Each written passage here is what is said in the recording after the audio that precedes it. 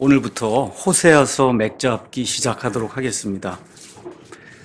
글쎄 한 2년 정도 됐나요? 이렇게 맥잡기를 우리가 시작한 지. 그래서 창세기, 출애굽기, 레위기, 민수기, 신명기, 우리가 모세오경이라고 하는 그 책을 다 살펴봤고, 그 이후에 여호수아, 사사기, 룻기, 사무엘기상, 사무엘기하, 열왕기상, 열왕기하, 이게 하면서 역대기상, 역대기하까지 이렇게 이제 다 살펴보고, 이제 그 이후에는 에스라, 느헤미야 이제 이런 이제 역사서가 이제 나오는데, 이거는 우리가 이제 뛰어넘고 저 뒤로 가서 대원서들의 대왕이라고 할 수 있는 이사야서를 살펴보자. 이제 이렇게 해서 26번인가 이렇게 이제 걸쳐갖고 이사야서를 우리가 이제 다 살펴봤습니다. 그래서 원래대로 하면 또 이사야, 그 다음에 예레미야, 에스겔, 다니엘, 호세아 이렇게 이제 나가야 되는데, 이사야서가 BC 한 700년경에 기록이 된 거예요.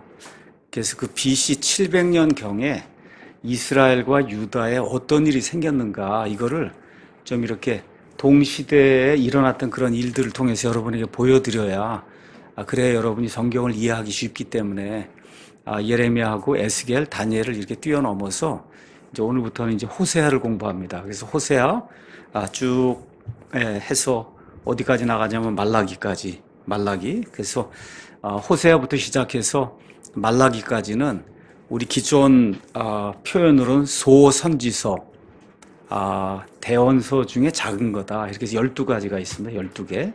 그래서 오늘부터 우리가 소대원서라고 불리는 12권의 그 책을 호세아부터 말라기까지 이렇게 해서 쭉 다 이제 이야기를 하면은 성경, 구약 성경 거의 전체를 다 한 거나 이제 마찬가지예요. 시가서는 우리가 맥잡기를 이제 할 수가 없고, 그래서 맥잡기는 말 그대로 성경을 이렇게 읽을 때 이 성경이 무엇을 이야기하는가를 좀 알고 성경을 읽으면 좋기 때문에, 쉽게 얘기해서 그 전체 책에 뭐라 그럴까, 요약이라고 할까, 우리 영어로 이제 아웃라인이라고 이야기하는데, 그 책이 어떻게 구성이 되어 있는가, 전체적으로 무엇을 이야기하는가, 이렇게 이제 여러분에게 알려드리는 겁니다.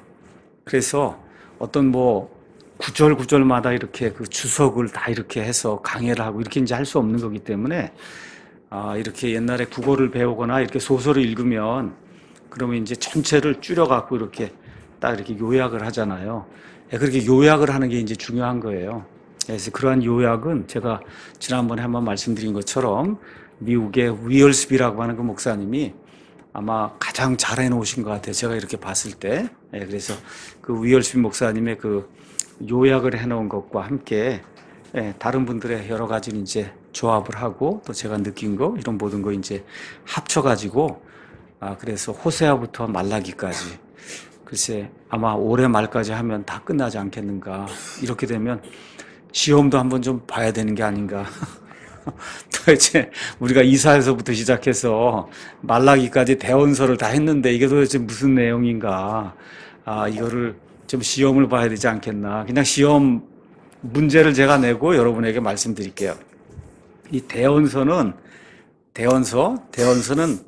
앞날을 내다보는 내용이 그 안에 이제 많이 들어있어요. 물론 그 당시 그 백성들의 완악함과 그 악한 짓 하는 이런 모든 거 하나님이 책망하는 내용이 줍니다. 그러면서도 동시에 그들을 책망하기 위해서 하나님이 바빌론 포로 생활 이쪽으로 이 백성들을 심판하는 그런 내용. 그 바빌론 포로 생활 갔다가 다시 돌아오는 거. 그치, 이렇게 회복이 되는 거. 또 동시에 대원서는 메시아가 오셔서 맨 마지막 때에 이스라엘의 12지파를 모아서, 그래서 온 세상에서 이들을 다 회복시켜서 저 땅, 저 1948년 5월에 저 팔레스타인 땅에 세워진 저 나라, 저거를 새로운 국가와 민족으로 순식간에 예수님이 이렇게 탄생을 시키거든요. 이러한 것들이 이렇게 중첩이 되면서 나와 있어요. 그래서 이사야서에서 여러분 그런 걸 많이 보셨고, 이제 앞으로 호세아, 그 다음에 요엘, 아모스 이렇게 가서 보시면 꼭 바빌론 포로에서 한번 돌아오는 거 하고, 저 끝에 예수님 재림하실 때 또 한번 돌아오는 거, 이런 것들이 계속해서 이렇게 중첩이 돼서 나타난 거. 요거를 저와 여러분이 잘 이해를 하시면, 그러면 이 대원서를 좀 쉽게 여러분이 아마 이해할 수 있을 겁니다. 자, 호세아, 요엘, 아모스, 뭐 이사야, 에스겔 막 이렇게 여러 대언자들이 나오는데 저와 여러분이 이거를 실제 역사로 잘 이렇게 이해하려면은 이 사람들이 대충 언제 살았던 사람들이다.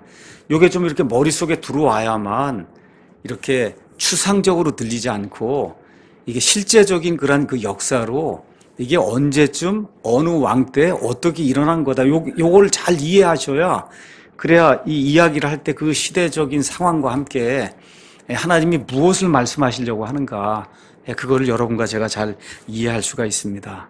그래서 구약 성경은 약 4,000년의 역사를 이제 기록합니다. 그래서 아담부터 그다음에 노아까지 한 1,000년, 노아부터 아브라함까지 한 1,000년, 아브라함부터 다윗까지 1,000년, 다윗부터 예수님까지 1,000년 이렇게 되니까 그냥 아브라함부터 이스라엘의 역사가 시작이 된다고 하면 지금부터 4,000년 전 BC 2,000년 전에 아브라함이 등장하는 거예요. 그때부터 500년이 지나면 모세가 등장하는 겁니다. 모세. 그때부터 500년이 지나면 다윗이 등장하는 거예요. 다윗. 그 다음에 1,000년이 지나면 예수님이 이제 오시는 거다. 자, 이런 가운데 여러 대언자들이 있는데 그 중에 그래도 대언자들의 가장 위대한 대언자라고 하면 이사야 대언자가 될 거예요.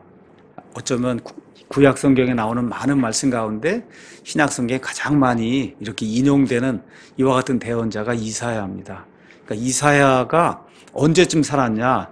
예수님 오시기 한 700년 전쯤 살았다. 이사야가 그 이사야 시대에 유명한 왕이 있었죠. 누구예요? 히스기야. 그렇죠? 그러니까 요 정도를 여러분이 이렇게 이해를 하시면서 히스기야가 살던 바로 그 시대에 이사야가 살던 바로 그 시대에 북왕국 이스라엘이 멸망했다는 걸 저와 여러분 기억하시면 좋아요. 북왕국 이스라엘이 이사야 시대, 그 다음에 히스기야가 살던 BC 한 700년이요. 정확하게는 BC 721년인데 뭐 정확하게까지는 기억하지 않아도 되고 예수님 오시기 한 700년 전쯤에 북왕국 이스라엘이 멸망하게 됐다는 거. 북왕국 이스라엘이 요거를 이렇게 기억을 하셔서 대충 다윗 왕 그게 예수님 오시기 한 1,000년 전에 예수님 오시기 한 700년 전쯤에 이사야 대언자가 살았다. 요렇게 됐을 때 북왕국 이스라엘이 우상숭배하다가 결국 아시레에서 멸망을 당했다. 요 정도를 요렇게 이해하시면서 여기 이제 호세아, 아모스 뭐 이렇게 이제 나오게 될 때 이 사람들이 이스라엘 멸망이 되는 바로 그 시점, 바로 그 전에 살았던 이와 같은 대언자들이다.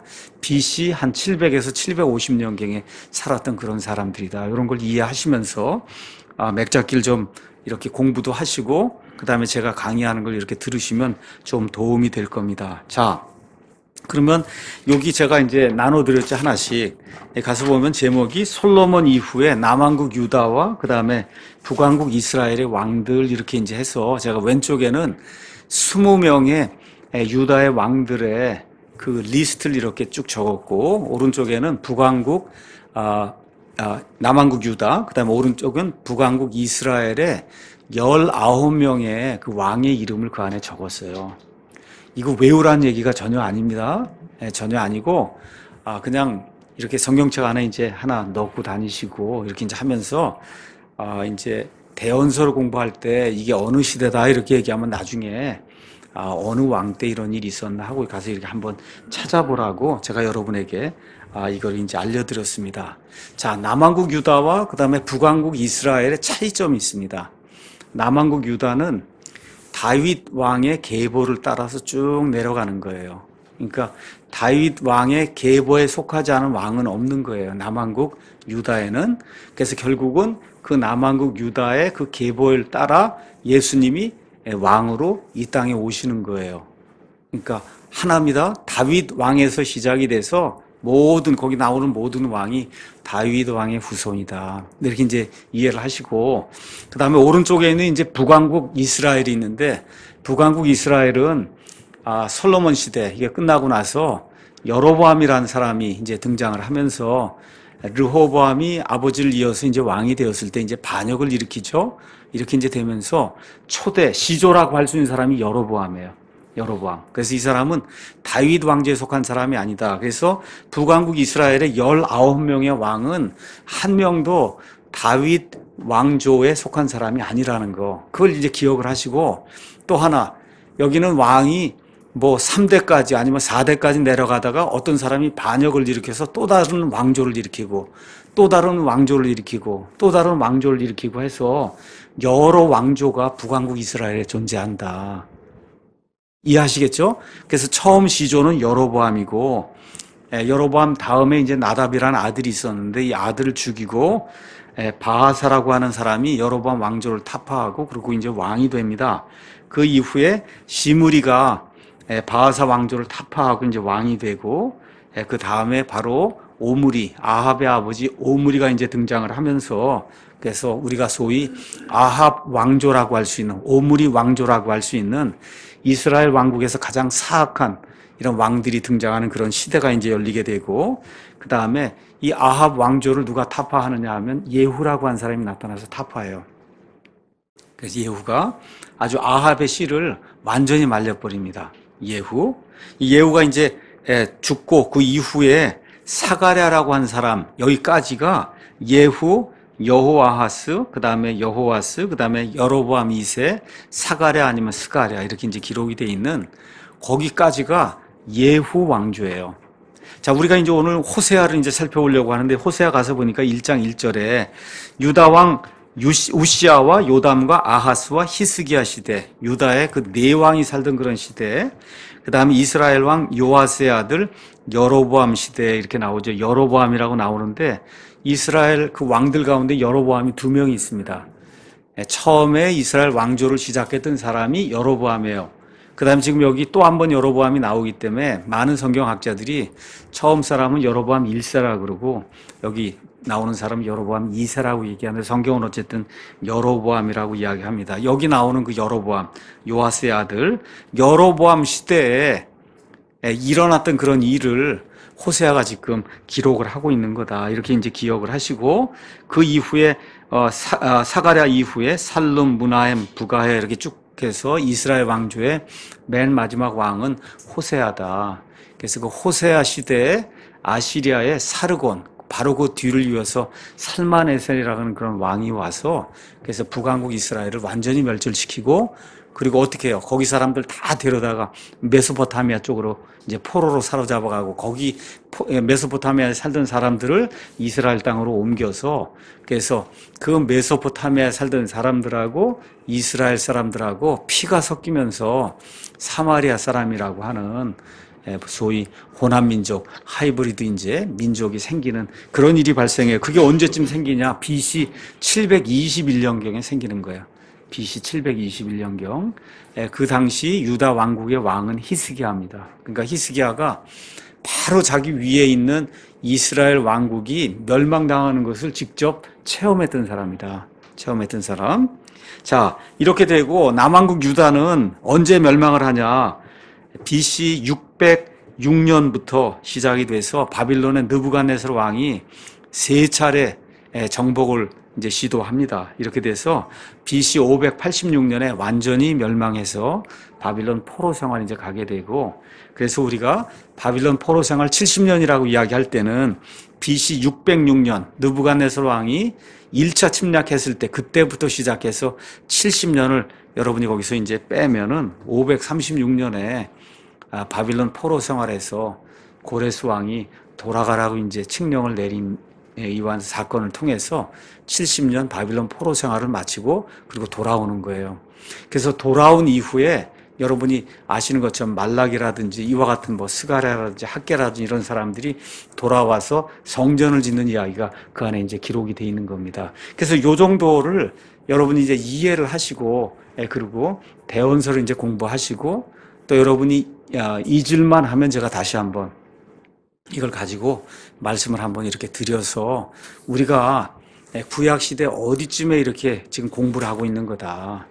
이걸 여러분이 이렇게 알 수 있도록 제가 다시 한번 상기를 시켜드리도록 그렇게 하겠습니다. 자, 호세아서 잠깐 보겠습니다. 우리 스타디 바이블이든 아니면 한영대역이든 이제 책을 펴면 그럼 그 앞에 요약이 나와 있습니다. 그래서 먼저 요약을 여러분에게 말씀을 드리고 오늘 시간이 되는 대로 해서 1장 1절부터 11절까지 거의 뭐라 그럴까 호세아서의 전반적인 내용을 다 다루게 되거든요. 그래서 여러분에게 이제 말씀을 드리고 그 다음에 쭉 그 다음부터 나오는 것 중에는 중요한 것들만 여러분에게 이렇게 말씀을 드려서 많으면 4번, 적으면 한 3번 정도 이렇게 해서 이제 호세아서를 마치려고 합니다. 자, 기록자는 호세아. 기록 시기는 아까 말씀드린 대로 한 720년경, 720년경. 그래서 이 북왕국 이스라엘이 멸망당하는 그런 그 시점에 여기 이 글의 내용은 대언이다. 대언은 하나님이 이렇게 하라고 한 말을 가서 그대로 전달하는 게 대언이에요. 그 대언의 대부분은 그 당시 백성들에게 하나님이 이것을 원한다 하고 하나님이 주시는 말씀을 담고 있고 그 중에 일부분이 앞날을 이렇게 내다본 예언을 담고 있어요. 그래서 대언서라고 해야 이게 성경적으로 이제 맞는 겁니다. 자, 그럼 호세아가 이걸 기록했는데 여기 나와 있는 유다 왕 우시야, 요담, 아하스, 히스기야 이렇게 쭉 스팬이 이렇게 벌어져 있고 그 다음에 여로보암이 41년을 통치했어요. 그래서 이런 것들이 이제 종합적으로 가서 봤을 때 전체적으로 그 대언했을 때 그 총 기간이 한 60년 정도 되지 않겠느냐 이렇게 성경학자들이 그렇게 이제 이야기를 합니다. 자, 수신자는 북왕국 이스라엘 백성입니다. 자, 호세아는 여러분 여호수아의 이름이 변하기 전에 이름이 호세아였어요. 눈의 아들 호세아. 호세아는 여호수아와 이제 똑같은 이야기고 여호와는 구원이시다. 여호와는 구원이시다. 이게 신약 성경으로 넘어오면 이름이 예수가 되는 겁니다. 예수. 그래서 아들을 낳으리니 그가 자기 백성을 그들의 죄들에서 구원한다. 이게 예수라고 하는 그런 이름의 뜻이에요. 그러니까 여호수아, 호세아, 그 다음에 예수, 또 요새 무슨 뭐 메시아닉 주들이 뭐 예수아라고 불러야 된다 그러든가 뭐 그렇게 안 부르면 무슨 큰일 나는 것처럼 그렇게 이야기하는 것 같은데 그렇게 안 불러도 됩니다. 예수님이라고 부르면 아무 문제가 없어요. 여호와는 구원이시다. 호세아는 북왕국 이스라엘을 향해서 대언한 그런 대언자예요. 자, 같은 시대는 아니지만 조금 뒤에 이제 남왕국 유다에 유명한 대언자가 이제 등장을 해요. 그 사람 이름이 예레미야입니다. 눈물을 흘리며 그날 한 40년 동안 남왕국 유다 백성을 향해서 하나님 말씀을 전달하는데 백성이 듣질 않아요. 그러니까 지금 호세아도 거의 비슷한 북왕국 이스라엘 향해서 간절한 그런 그 메시지를 전하는데 백성이 듣지 않고 그리고 결국은 조금 있다 멸망하게 됩니다. 자, 주제는 이스라엘이 이제 배교한 거. 왜 배교했는가, 왜 배도했는가, 이제 그 내용하고 하나님은 어떻게 그럼에도 불구하고 이들을 회복시켜 주시는가 이런 내용이 이제 그 안에 기록이 되어 있습니다. 자, 내용을 제가 있는 그대로 이렇게 읽어보겠습니다. 호세아서에는 사악한 정부, 이게 무슨 국가 정부 이런 게 아니라 이 남편이 있는데 남편 말고 다른 사람을 이제 사랑하면 그 사람을 정부라고 이제 이야기하는데 그 정부를 따르기 위해서 신실한 남편에게 등을 돌린 아내를 통해서 간음하는 아내를 통해서 주 하나님을 버린 이스라엘의 불신앙 이거를 이제 호세아가 잘 묘사하고 있습니다. 자, 그런데 이게 하나의 어떤 비유가 아니고 실제로 호세아의 삶에서 일어났던 실제 이야기예요. 그러니까 저와 여러분이 이거 읽으면은 뭐라 그럴까? 이게 뭐 내 이야기가 아니니까 조금 좀 실감이 나지 않을 수 있는데 지금부터 2700년 전으로 저와 여러분이 돌아갔다고 생각하시고 남편이나 아내가 말 그대로 결혼하고 엄청난 간음을 이렇게 저지르고 있다. 이런 상황 속에서 우리가 어떻게 해야 될 것인가 하고 우리 자신을 거기다 이렇게 대입을 해가면서 그러면서 호세아가 느꼈을 인간적인 비애, 그 다음에 슬픔, 고통, 아픔 이런 것들 이렇게 좀 생각을 하시면서 이걸 읽으시면 그러면 조금 좀 이해하기가 좀 쉬울 것 같습니다. 자, 여러분이 이제 1장을 읽으시면 알겠지만 호세아가 창녀와 결혼해요. 근데 원해서 결혼한 게 아니라 하나님이 창녀하고 같이 가서 결혼을 하라고 명령을 내리니까 대언자가 하나님의 명령에 따라 순종하겠습니다 하고 그리고 비극적인 그런 결혼을 이제 하게 됩니다. 자, 그래서 호세아는 하나님의 사람이고 특별히 하나님의 말씀을 대언하는 대언자니까 얼마나 거룩한 삶을 살기를 원했겠어요. 그렇죠? 근데 하나님이 어느 날 갑자기 창녀와 결혼을 하라는 거예요.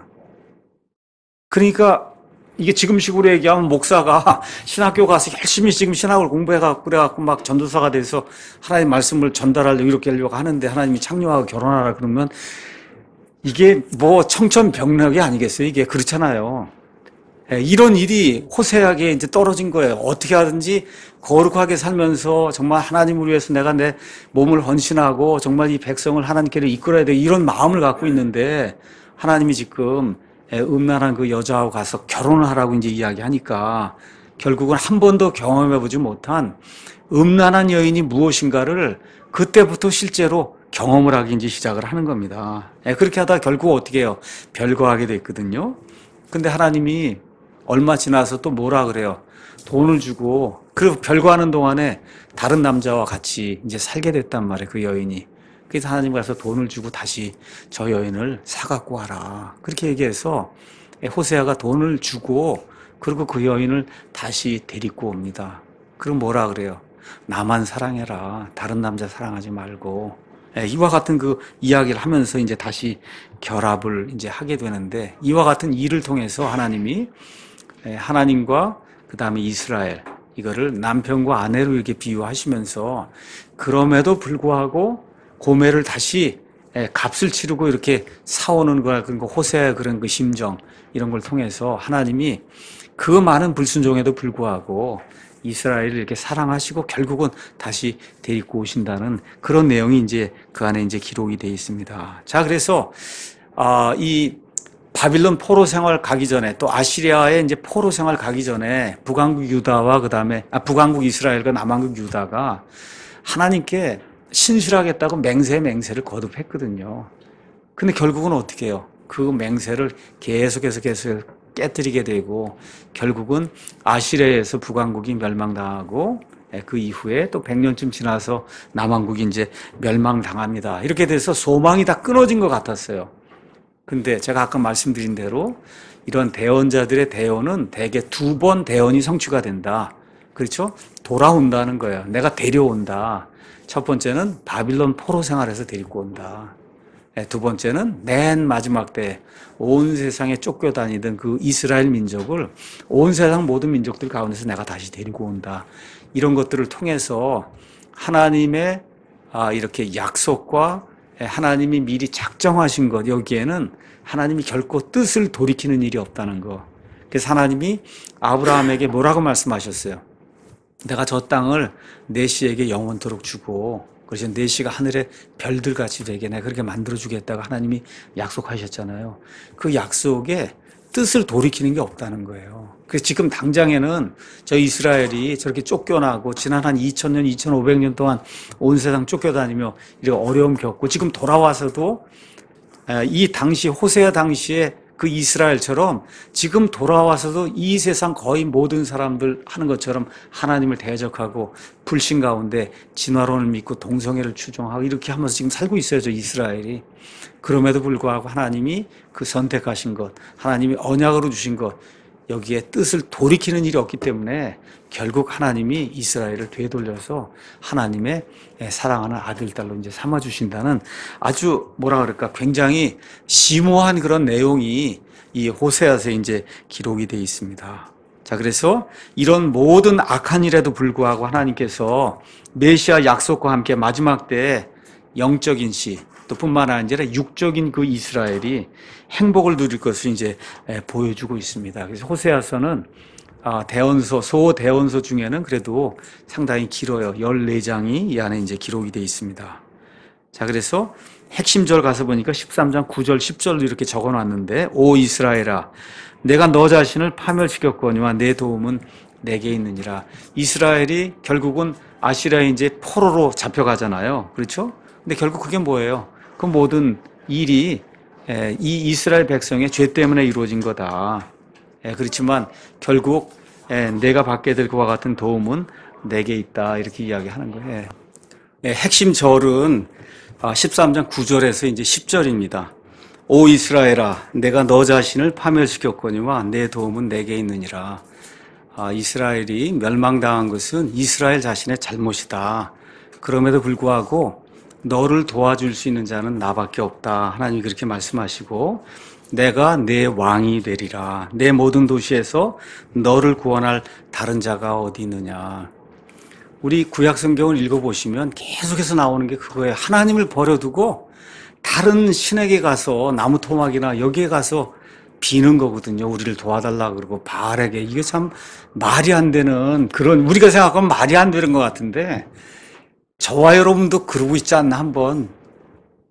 저와 여러분도 뭐 나무 토막에게 빌지는 않아요. 우리가 뭐 마리아에게 빌거나 그러지는 않는데 하여튼 하나님 외에 뭔가 다른 거에다가 빌고 있지는 않은가.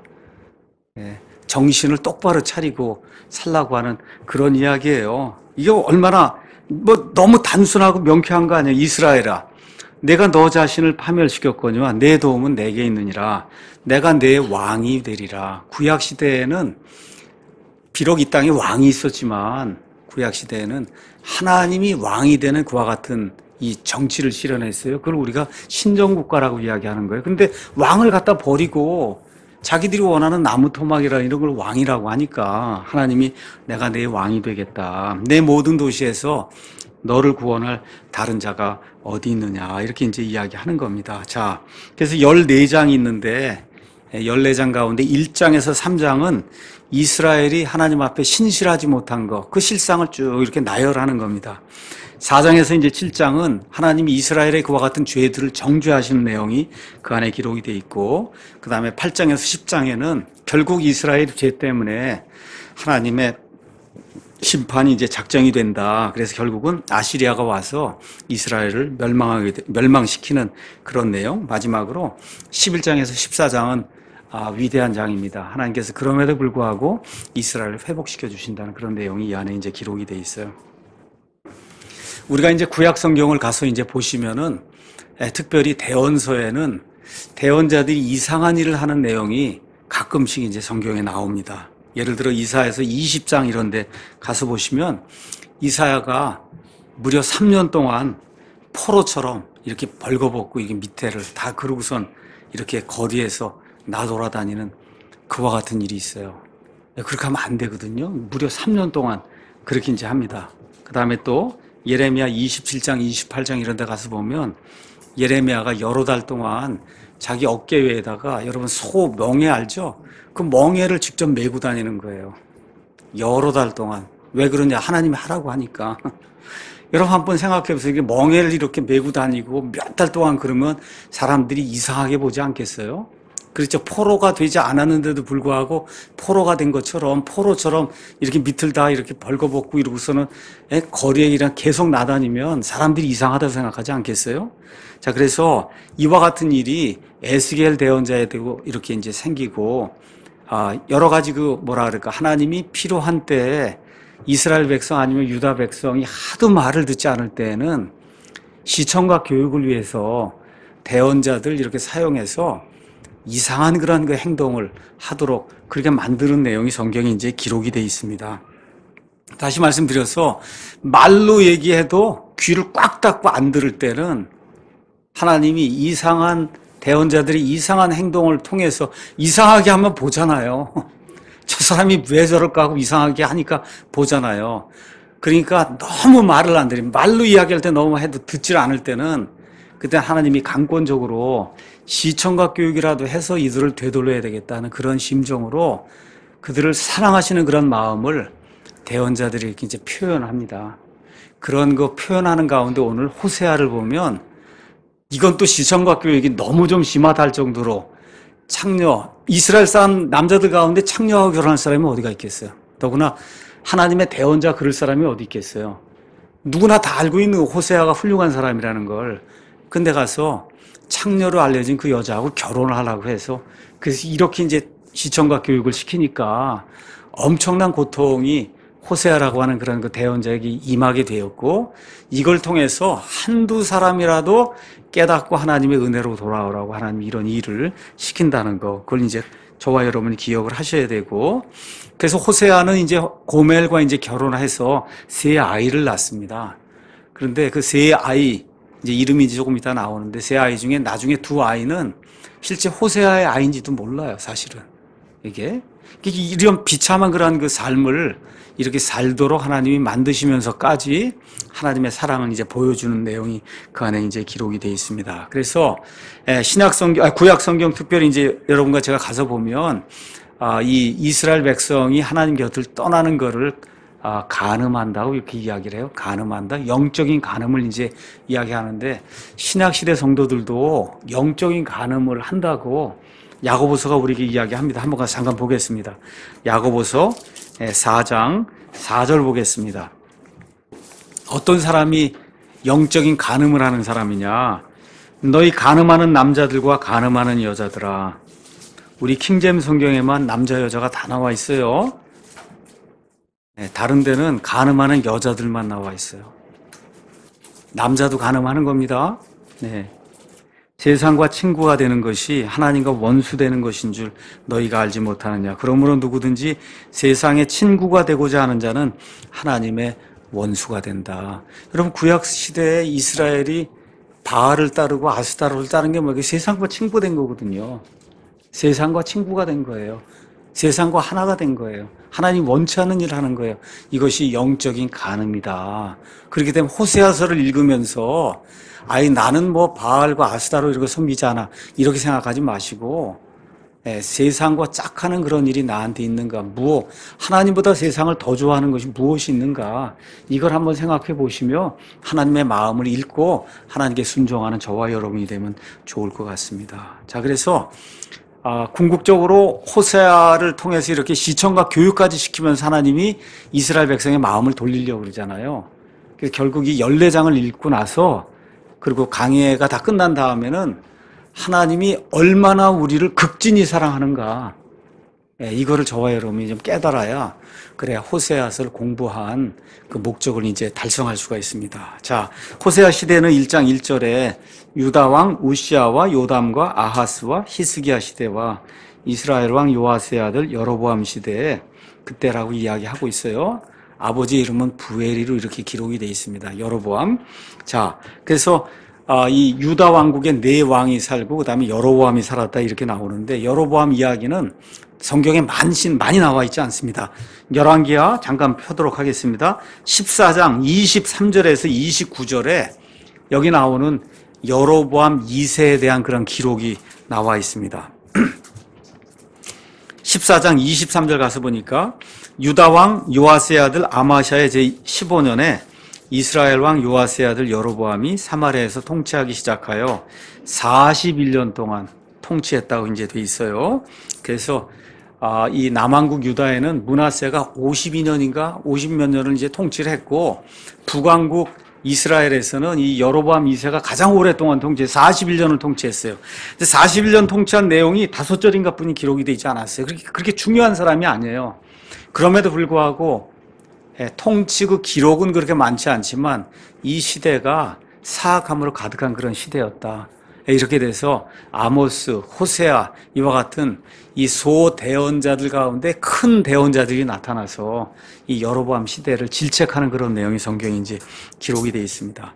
자, 이렇게 돼서 24절 가서 보니까 그가 주의 눈앞에서 악한 것을 행하여 이스라엘로 하여금 죄를 짓게 한 느밧의 아들 여로보암 1세의 모든 죄에서 떠나지 아니하였다.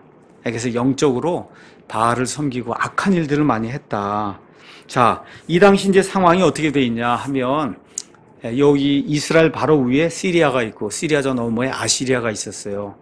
근데 이 아시리아가 시리아를 이제 정복을 했기 때문에 이스라엘은 어느 면에서 조금 화평한 그와 같은 화평한 그런 시대를 바로 위에 있는 적이 그 위에 있는 적에 의해서 이렇게 패망을 당하지는 않았지만 거의 이렇게 억눌려서 힘을 쓰지 못하니까 그러니까 이 밑에 있는 나라는 평안할 수밖에 없잖아요.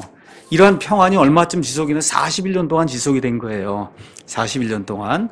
근데 이 이스라엘 백성이 뭐 착하고 하나님의 말씀을 잘 따라서 하나님이 이와 같은 평안한 시대를 준 것이 아니라 너무나 이들의 생활이 이렇게 뭐라 그럴까 궁핍하고 어려운 것을 보시고 하나님이 강권적으로 은혜를 이제 베풀어 주신 겁니다.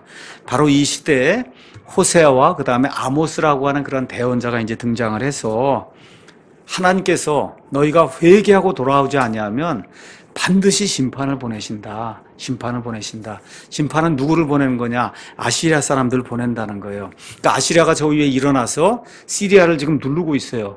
이 시리아 누르면 그 다음에 어디로 팽창하겠어요? 밑으로 내려와서 이스라엘로 넘어와서 팽창하면서 이스라엘을 결국 공격할 거고, 이스라엘 끝나면 또 어디로 오겠어요? 남한국 유다로 올 거 아니냐. 그래서 하나님이 계속해서 경고의 말씀을 주는 겁니다. 돌이키고 회개해야 된다.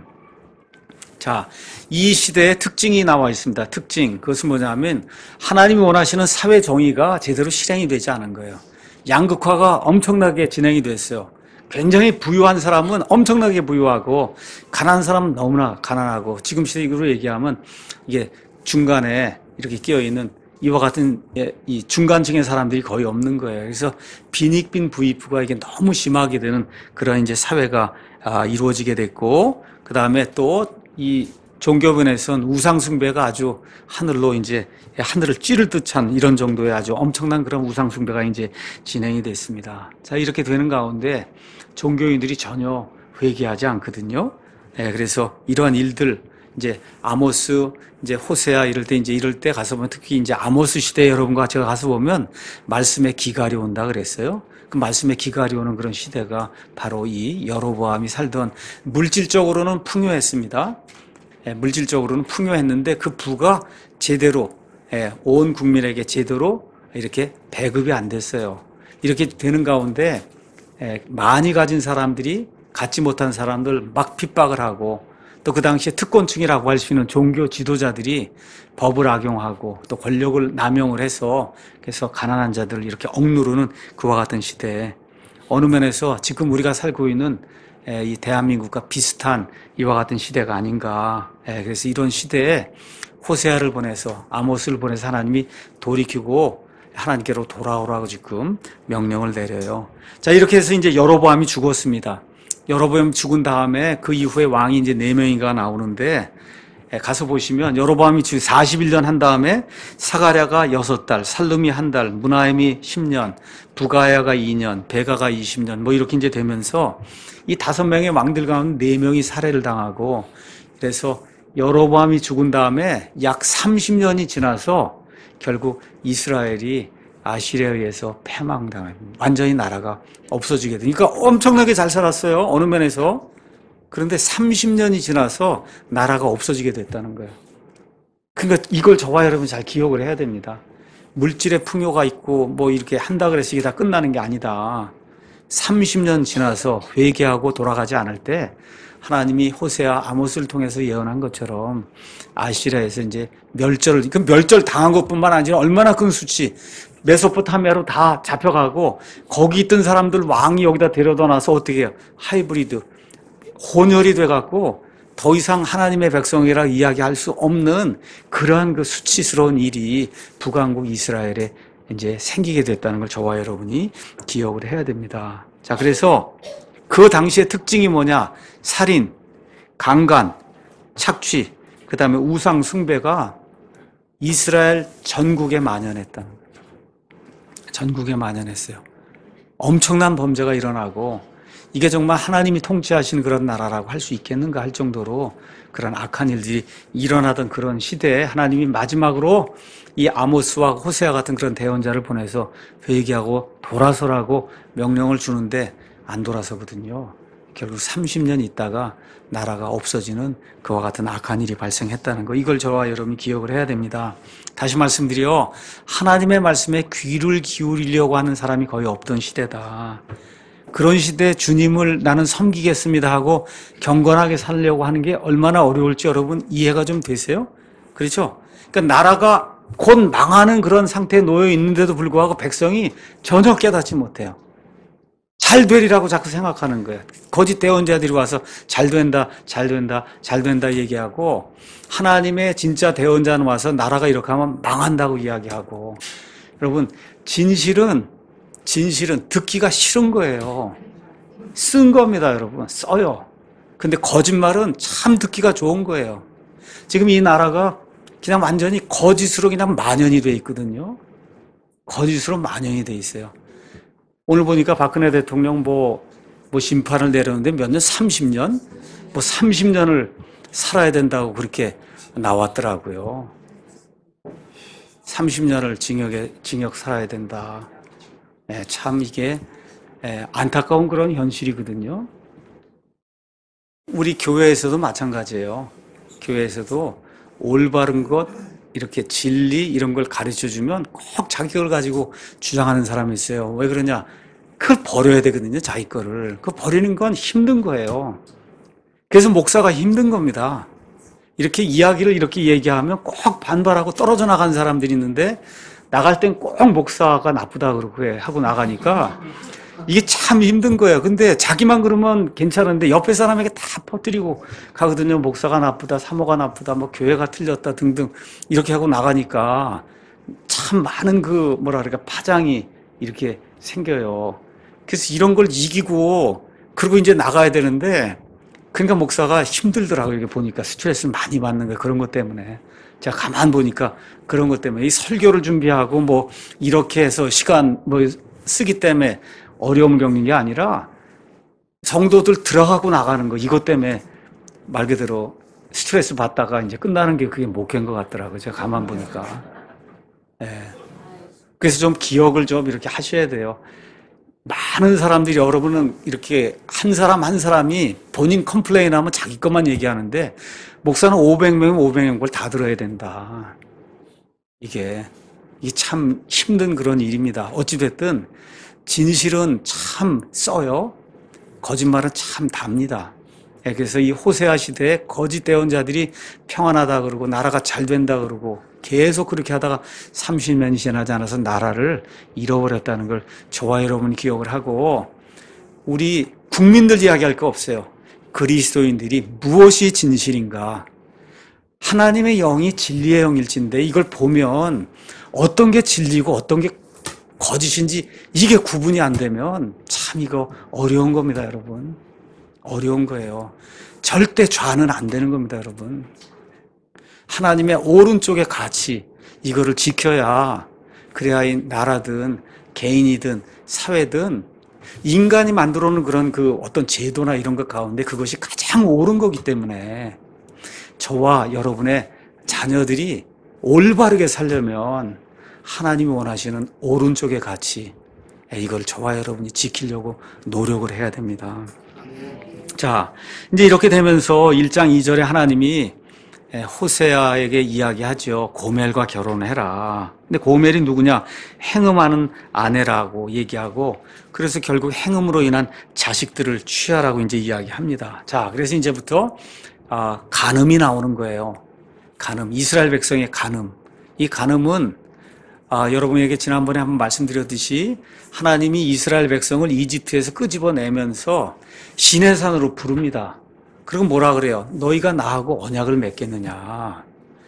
그 언약을 맺으면 너희가 거룩한 백성이 되고 이 많은 민족들 가운데 너희가 제사장 민족이 된다. 그 너희가 그 일을 감당하겠느냐. 그랬더니 뭐라 그래? 예스 그러잖아요. 우리가 그렇게 하겠습니다. 이렇게 해서 하나님하고 언약을 맺어요. 그때부터 구약 시대가 열린 거예요, 여러분. 그 전에도 시대는 구약이지만 우리가 신약이다 구약이라고 얘기할 때 그 구약은 이스라엘 백성의 그 시대를 구약이라고 얘기하는 거예요. 그래서 어떻게 됐어요? 하나님이 남편이 되고 이스라엘이 아내가 된 거예요. 시내산에서 그렇게 결혼을 한 거란 말이에요. 결혼했어요. 근데 결혼한 이후부터 지금까지 계속해서 자기 남편을 버리고 간음을 벌이는 그러한 그 민족이 바로 이스라엘 민족이다. 자, 그래서 이제 첫 번째 아들을 낳습니다. 그 아들의 이름이 뭐냐? 4절 가서 보니까 예스르엘 아니면 이스라엘 이제 이렇게 이제 돼 있는데 이스라엘 남자아이 원래 뜻이 뭐냐? 하나님의 씨를 뿌린다는 뜻이 하나님이 씨를 뿌린다. 여기는 나중에 이제 산들 가서 보시면 길보아산이라고 있어요.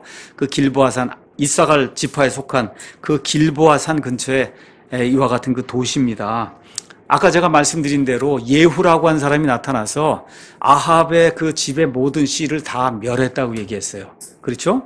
그래서 이 아합의 가족들 다 멸하고 그 다음에 유다 왕 아하시아에게 속한 사람 42명을 멸하고 예후가 거짓말을 해서 그래서 어떻게 바알의 대언자들 다 한 곳에 모아놓고는 바알의 대언자들 씨를 말리기 위해서 몽땅 한 번에 다 죽이는 그와 같은 일들을 행했습니다. 그런 일들 행한 게 열왕기하 9장에서 10장에 나오는데 이때 가서 보면 예후가 하나님이 원하는 그런 일을 하긴 했는데 하나님이 요만큼까지만 하라 그런 걸 화가 나갖고 이만큼 해서 엄청나게 많은 사람들 죽였어요. 자기 마음대로. 그래서 그 일을 예스르엘 아니면 이스라엘에서 했기 때문에 이스라엘의 피가 넘친다고 하나님이 이야기하는 거예요. 그런 걸 이제 기억을 하시면 여기 내용을 이제 이해할 수가 있습니다. 자, 그래서 거기 가서 뭐라 그러니까, 뭐라고 되어 있냐면, 잠시 뒤에 내가 예스라엘의 피에 대한 원수를 예후의 집에, 예후가 요만큼만 복수를 해야 되는 걸 이만큼 하고 엄청나게 사람을 많이 죽였기 때문에 그 피에 대한 복수를 예후의 집에 내가 하겠다.